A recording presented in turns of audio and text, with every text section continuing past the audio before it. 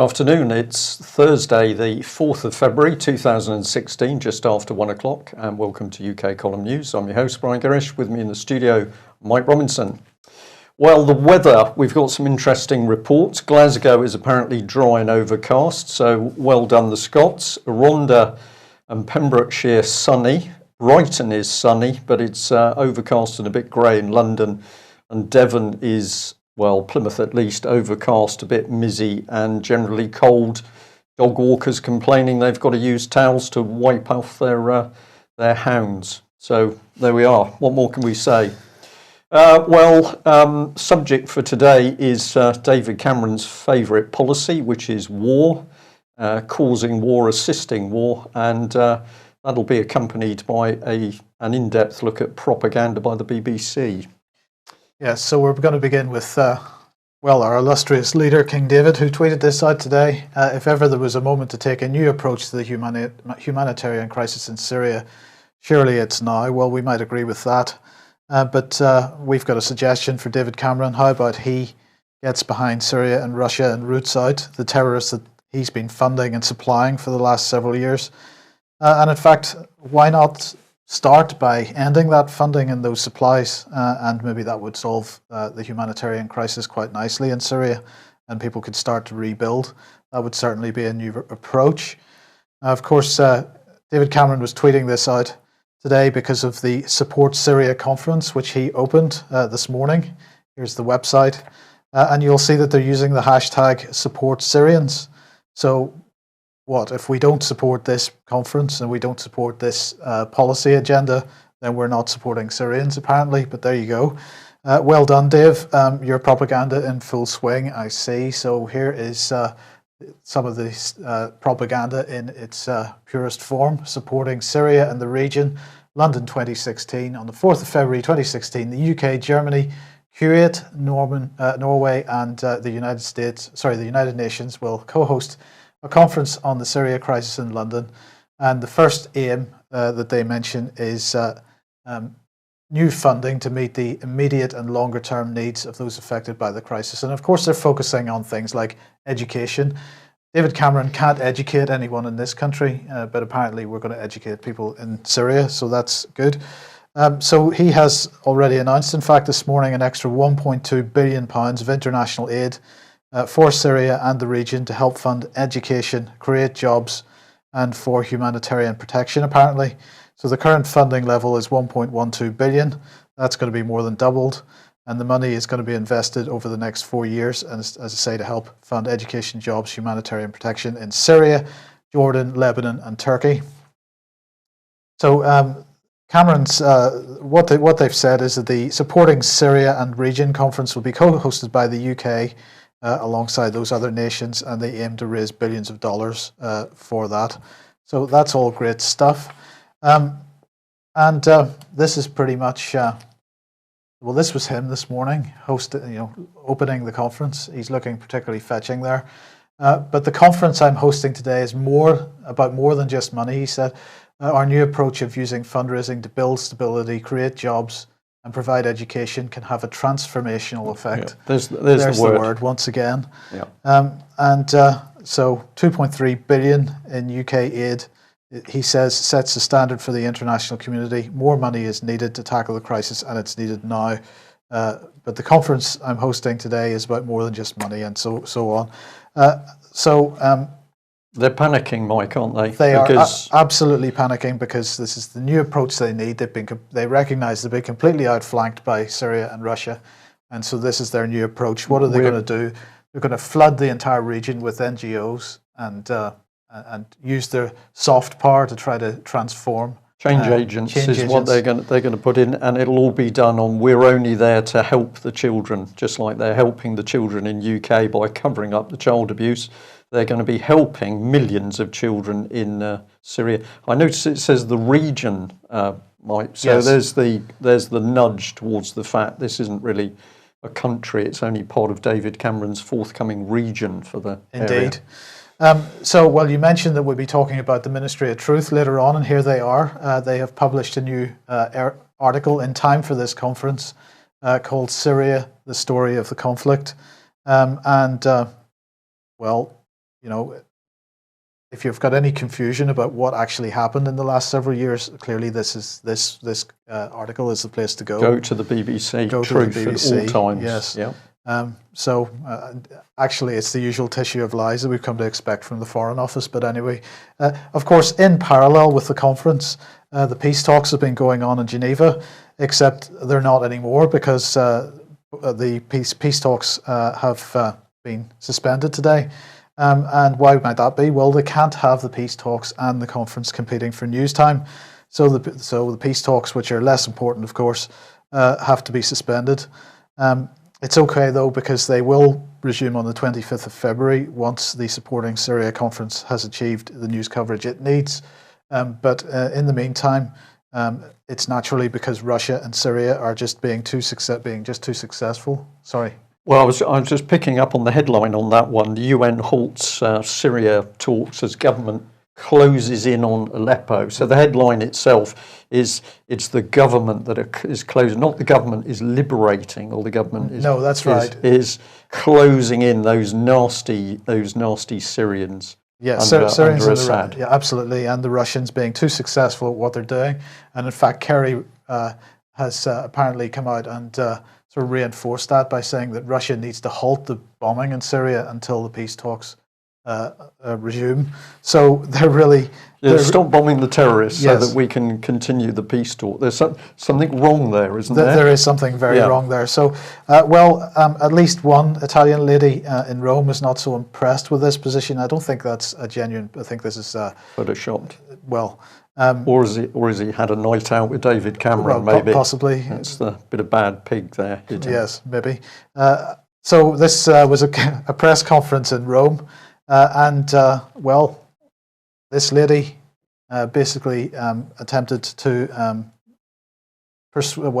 point out to Mr. Kerry that he was full of nonsense, really, because she pointed out to him that it was you that created ISIS in the first place. So she was bundled out of the press conference by the police for telling the truth. So what they had intended to do was to take some banners in.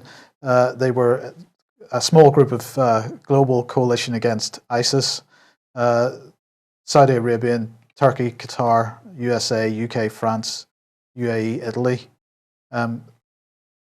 The plan was to allow them. I've had this sent to me by Vanessa Beeley, so I'm just going to read this. The plan was to show the media, a huge number of international and local media, that Kerry carry some banners which said ISIS, son of your wars, your money, your weapons, and then another one saying Libya, Syria, Iraq, Yemen, your victims, and so on. But the police intervened, and she attempted to make the point by reaching for Mr. Kerry and suggesting that he created ISIS in the first place. So well done to her. Did that make national news at all, Mike? Do you know? It hasn't really made any news, actually. No. Russian news, as I showed a second ago, but it certainly hasn't made any Western news.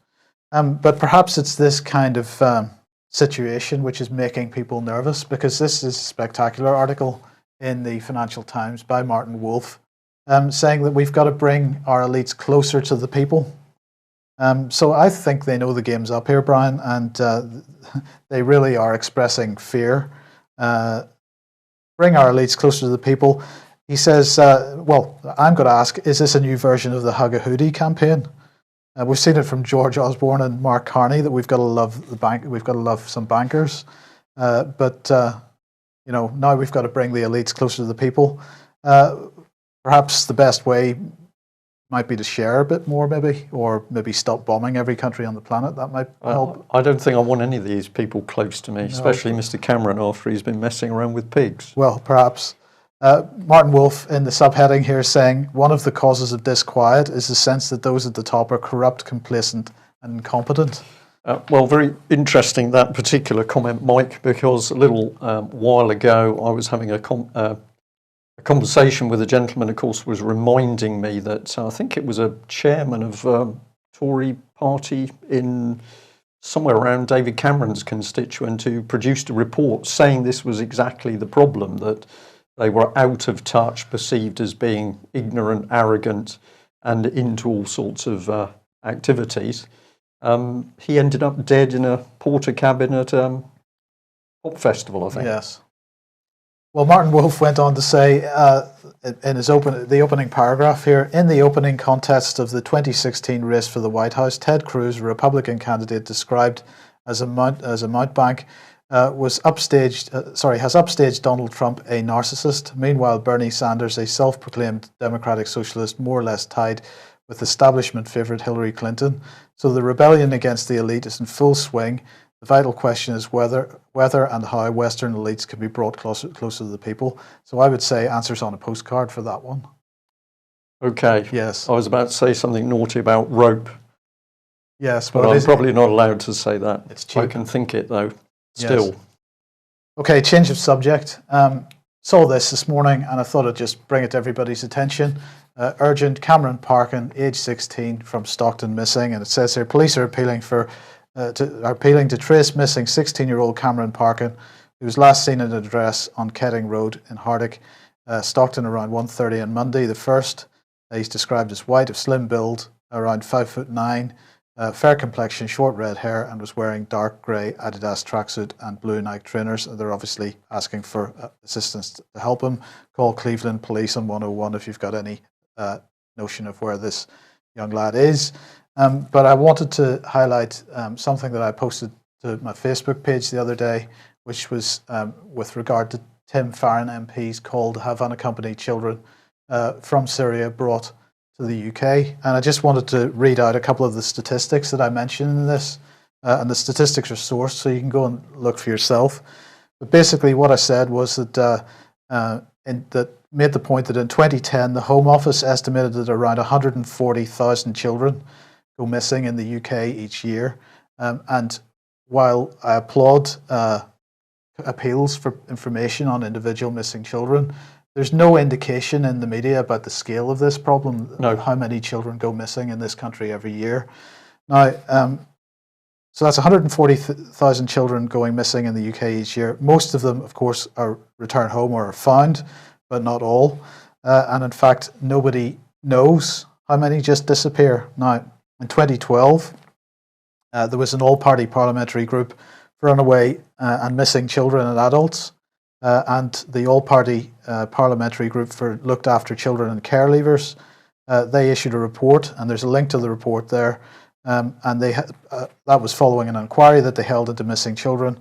The inquiry was co-chaired by Anne Coffrey MP and by the Earl of Listowel. And the foreword of that report says it all. There is a scandal going on in England involving children missing from care, and they were specifically talking about children missing from care. And until recent cases of child sexual abuse in Rochdale and other places put the spotlight on this issue, it was going on pretty much unnoticed. So according to their report, there are 68,000 children in care in the UK, and the report says that the local authority with responsibility for a child is required to report on whether they have run away for more than 24 hours to the Department of Education once a year. Data for 2011 shows that 930 individual children went missing. Using this measure of going missing for over 24 hours, police figures suggest 17,000 incidents and 5,000 individual children going missing from care each year. Now, how many of these children return?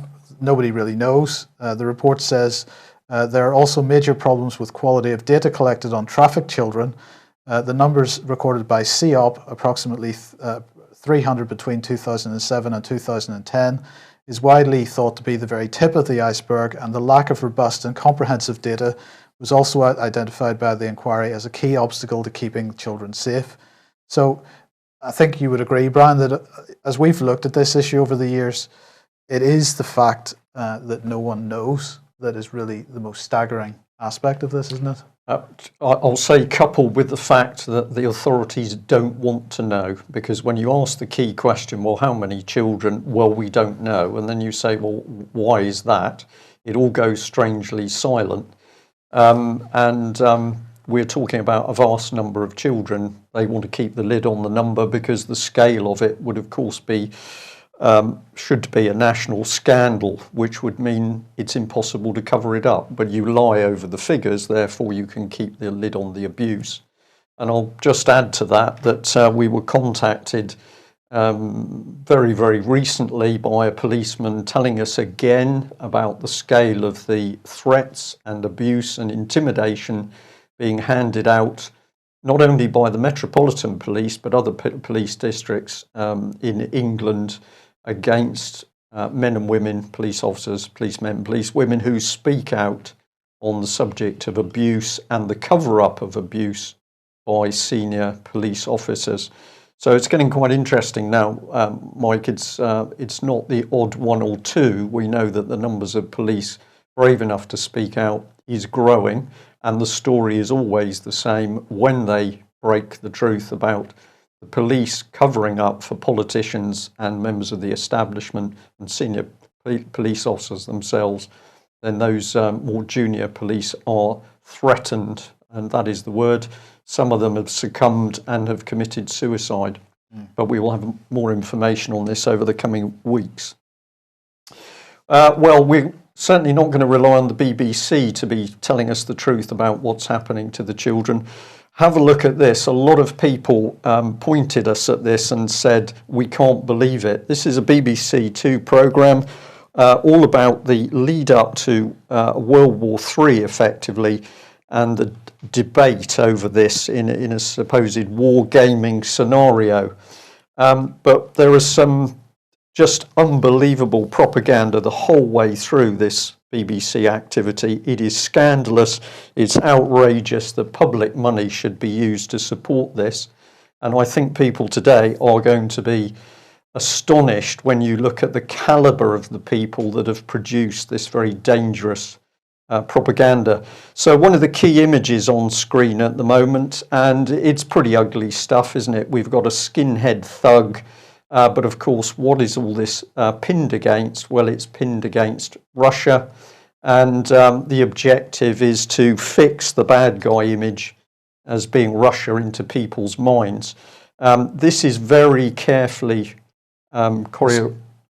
constructed in order to really mess around with people's minds.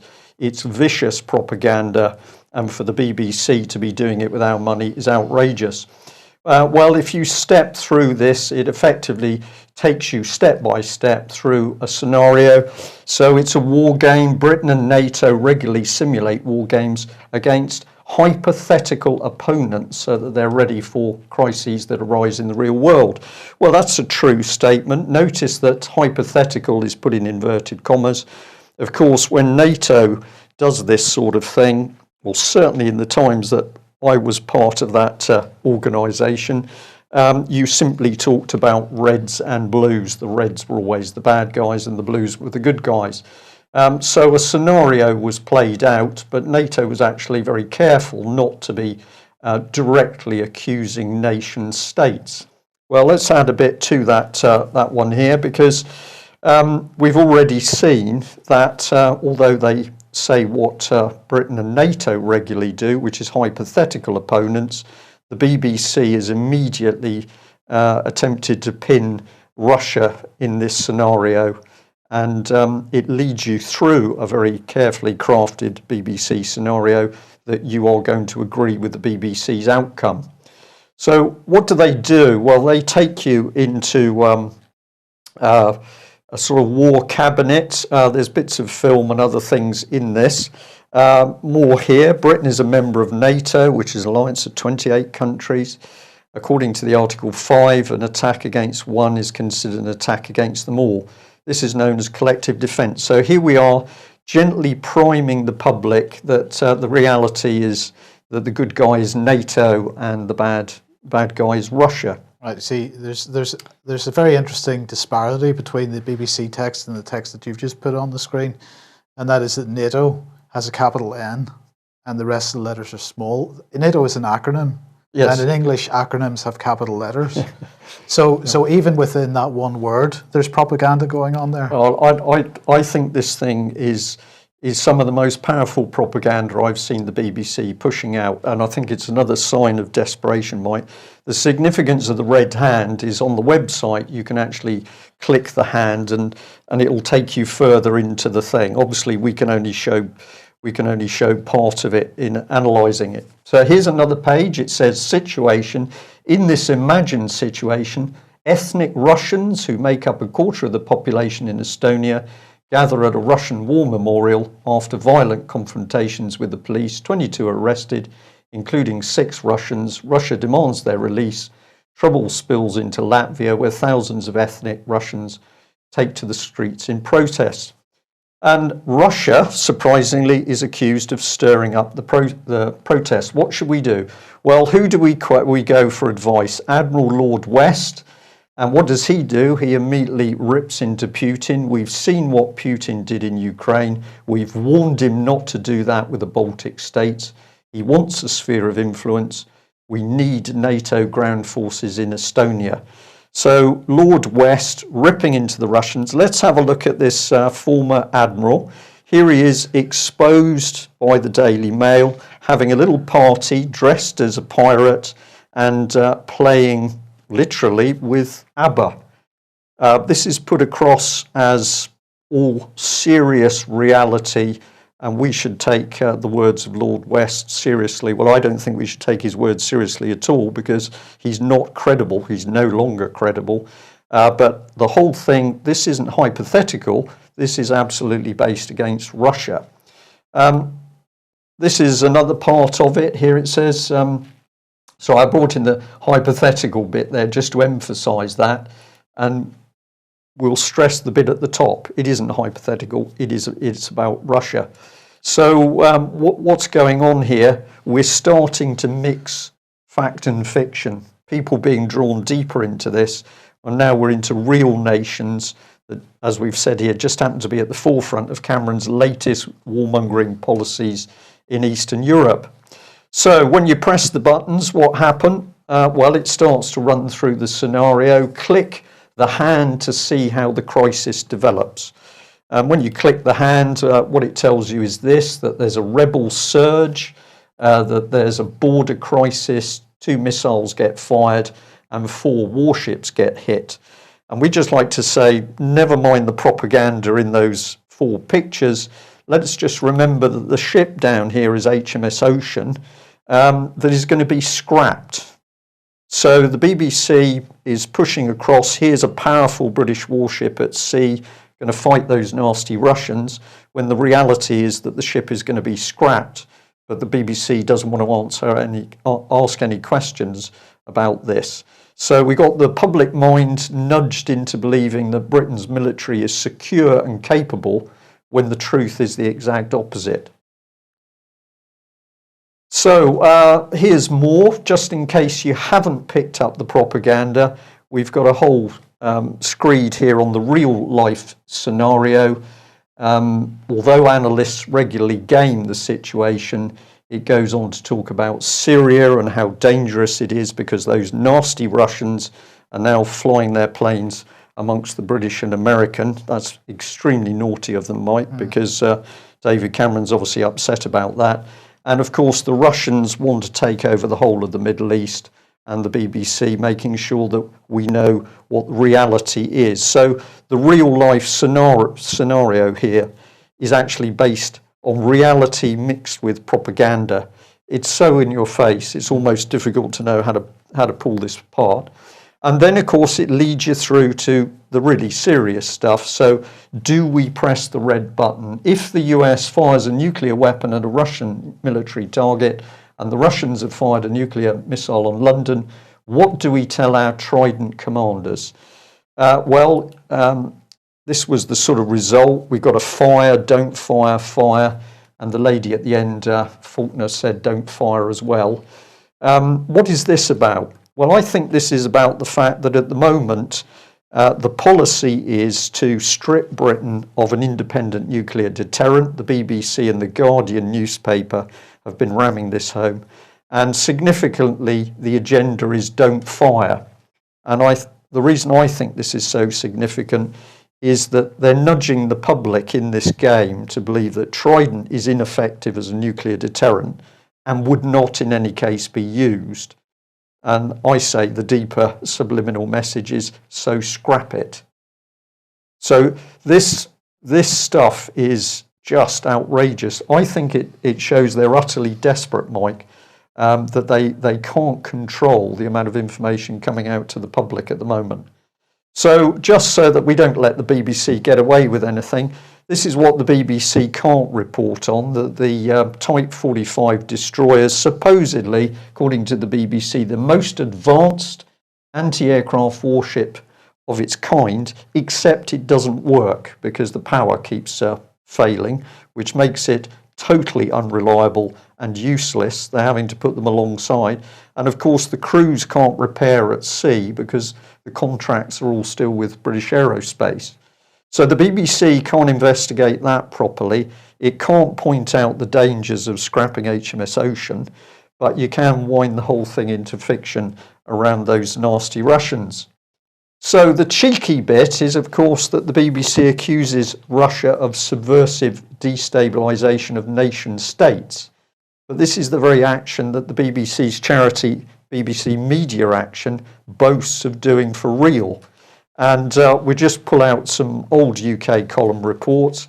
Go and have a look at BBC Media Action's website.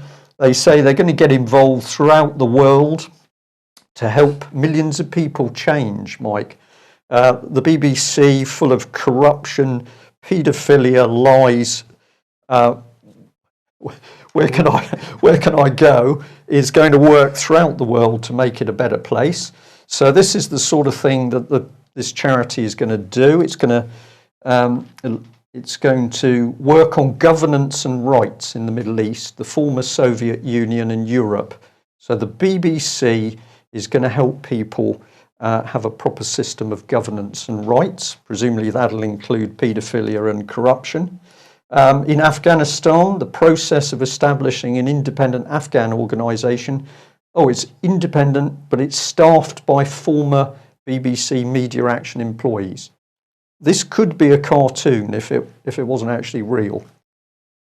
Elsewhere in Asia, governance-related projects include Loi 9 in Cambodia. So here we've got BBC Media Action working worldwide to change the governments in place. And this lady says it all, Juliet Harkin, who was formerly a project manager.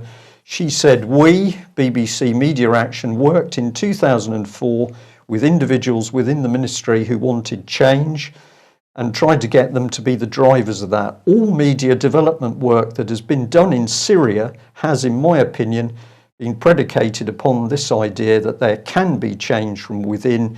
You have an authoritarian regime and you can find who the reformers are within that and you work with them. This is the BBC subverting the Syrian government. It's actually the Foreign Office at work, isn't it? It's the Foreign Office because funding comes in to Media Action, but of course the biggest lie is Media Action says we're a charity, we're independent of the BBC, we just use their pension pot and offices. So we put the detail on the UK column website. Have a look at this. BBC Media Action, subversion from broadcasting house to Kazakhstan. And of course, we're not the only people saying that the BBC is a totally untrustworthy organisation. Here's the article where they were faking wildlife shots and claiming that their excellent teams were out filming the reality.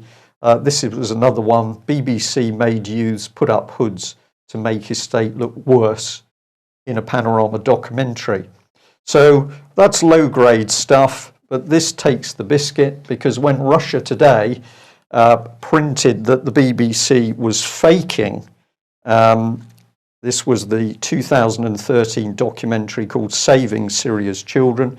We've looked at that, of course, Mike, lots to be challenged. Well, the Russians, Russia Today said, well, we're not having this, and started to criticise the BBC.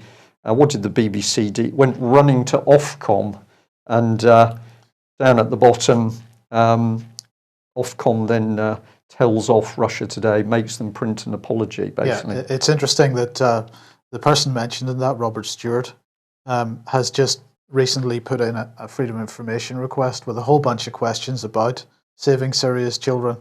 And this is one of the fascinating aspects of the Freedom of Information Act, is that if the BBC does something, makes an editorial decision, that falls outside the remit of the Freedom of Information Act. So when he did it, I knew what the response was going to be. A few days later, that is exactly the response that he's had. We don't need to reply to this because you're asking us questions about editorial decisions that we made, and we're not obliged to tell you about the editorial decisions that we make under the Freedom of Information Act. So Robert Stewart is doing absolutely fantastic work on saving Syria's children. He will not let that go, and we'll do our best to support him with that as well. Okay, well, we can add a bit more to this, and it gets worse. Thanks to the Radio Times, we got a bit more of an insight into what this programme really was. The worst has happened. Russia is fomenting unrest in the Baltic states. After the Crimea, President Putin turns his attention to Latvia. NATO becomes increasingly twitchy and anxious. What should it do? And it goes on, it says, footage of a major war game with a committee of senior military, political and diplomatic figures as they confront a hypothetical hot war in Eastern Europe. Well, it's not hypothetical, this is it's not hypothetical. The programme faces a scenario that has haunted Western strategists since civil war broke out in the Ukraine. So it's all civil war, nothing to do with BBC Media Action, of course. Well, who would produce a programme like this? Well, thank you, Radio Times, because there they are. We've got Gabriel Range, Sam Bagnall, and a Sarah Waldron. Well, we thought we'd just have a look at the two top ones. So here's Gabriel. Go to his Twitter page. And what does he say about himself? Well, he says he's a writer-director. He makes films, slave film junkie, but he's a whiskey lover. Well, for you to advertise you like whiskey, I think you must really like whiskey. So I don't know whether he'd had a few. Let's just have a look at his Twitter page. It should scroll through, hopefully. Here we go, a little bit slow. But if you go through his tweets, advertising his film on war, advertising those nasty Russians in the Atlantic, advertising Sweden says there will be World War III. And he embeds a clip. American soldiers are going to go on the offensive against those nasty Russians. We need to get them out of Latvia. This is propaganda, Mike, that is just extraordinary. Film action, drama, sold to the public, I've said, as whiskey-induced reality. Yeah. It's mind-blowing, isn't it? And here he is. Well, this is the other one. This is Sam Bagnall. And what sort of man is Sam Bagnall? Well, he's the sort of man you go to for advice on World War III. This is how he sees himself. These people have been paid, Mike, to destroy the public's mind. And this is how he retweets Vladimir Putin. Yeah. I better stop, because otherwise I'm likely to say something about the BBC, which probably... Get us into trouble. Well, get into trouble, yeah. Right. Finance then. Things not looking good there. Maybe this is one of the reasons why we're heading towards war. But here we have Handelsblatt here, and they're basically saying, Handelsblatt are saying that Deutsche Bank is in free fall. They're saying that, let's see, where am I? They're saying that the bank shares lost 1/3 of the value since the beginning of the year. And that's only since the beginning of February, actually. Annual loss of 6.8 billion euros for 2015. So Deutsche Bank in real trouble. Other people have been commenting on this as well. Financial Review, Deutsche Bank's troubles unmask bigger risks. So it's not just Deutsche Bank then. And they're saying that at the Deutsche Bank annual meeting in Frankfurt in 2015, a disgruntled investor got up in front of the microphone and asked the board of directors if there was a financial scandal the bank wasn't involved in. And this is because the bank earlier had been fined $2.5 billion by the US and Britain after an investigation for its part in the LIBOR rigging. And so it went on. Stock prices in Deutsche Bank collapsing and 6.8 billion euro losses, I say, last year. So Deutsche Bank in trouble, but it goes on because, of course, it's not just the banks, it's toxic loans and the world global financial system suffering as a result. It just continues. Moody's saying basically we're in for another round of sovereign debt write-downs. And of course, that's always what happens when we get close to a financial collapse, isn't it? The threat of sovereign default. And they're saying that the Caribbean region is the region which is most likely. It's one of the most indebted regions in the world, according to this report. They're saying Puerto Rico has $72 billion of debt, which is, and their bondholders are likely to receive a 45% haircut. That's just the tip of the iceberg.